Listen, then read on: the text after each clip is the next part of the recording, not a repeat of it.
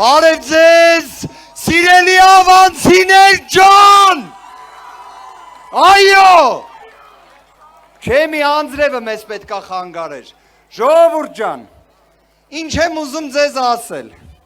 վերջին օրերին լսում եք, որ մի մարդ Երևանում, Երևանից դուրս քայլում է, ատելություն է տարածում, վատ բառամթերք է օգտագործում, շատերը դրանից ջղայնանում եք, բայց եկեք բոլոր մեր այն հայրենակիցներին, ովքեր ինչ որ հույս այդ մարդու հետ կապում են, մի հատ վարժություն առաջարկեք,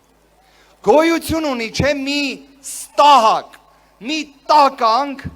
ով քնած մեր հայրենակցին կացինով սպանել է,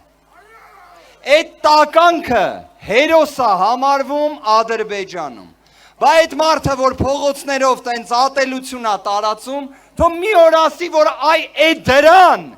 կարա մի բան անի, որ պատժեն, կարա անի, մենք դրա համար ինչ ենք ասում, մեր պատկերացրած Հայաստանը ուժեղ Հայաստանն է, ուժեղ Հայաստանն է, ժողովուրդ ջան, հիմա նենց իրականության մեջ ենք, որ իսկապես տագնապի զգացում ունենք, որովհետև հասկանում ենք, որ հիմա ռիսկը մեր պետականությունն է, մեզնից յուրաքանչյուրի անդորն է, որ կարող է դրանք գան 100,000-ներով Հայաստան,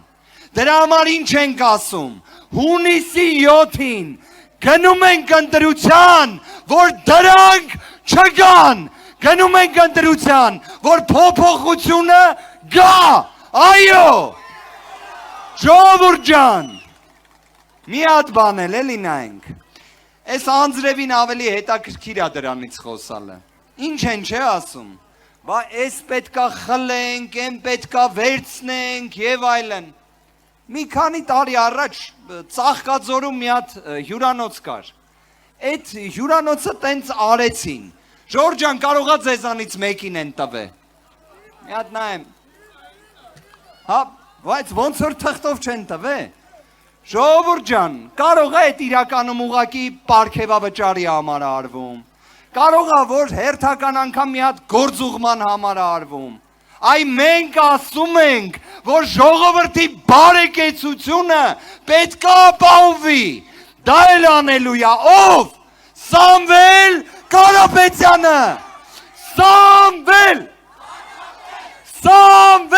վարչապետ, Սամվել վարչապետ, ժողովուրդ ջան, հունիսի 7-ին գնում ենք ընտրության, լինի անձրև, լինի ամպրոպ, լինի շատ արևոտ եղանակ, որ վստահ եմ կլինի, ու ընտրում ենք Քվյաթերթիկ համար, այո ժողովուրդ ջան, համար 3, ձեր ցավը տանեմ Աստված պահապան։